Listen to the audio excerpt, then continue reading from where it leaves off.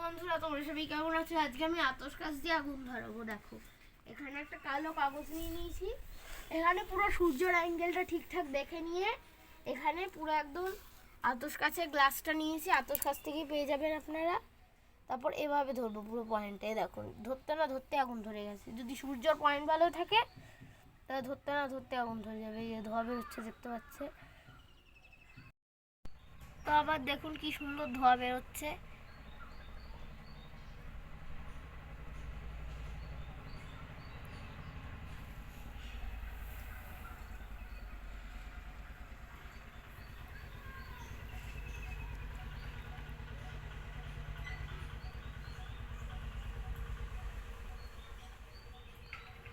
অনেকটা পুড়ে গেছে।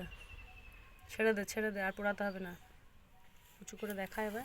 বন্ধুরা এবার দেখুন, এই দেখো এই জায়গাটা এখন আগুন জ্বলছে। দেখো পুরো ফুটো হয়ে গেছে। এই যে এখন এই জায়গাটা লাল হয়ে আছে আর এখনো ধোয়া বেরোচ্ছে।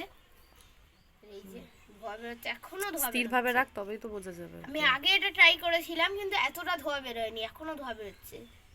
এটা এতটাও ফুটো হয়নি।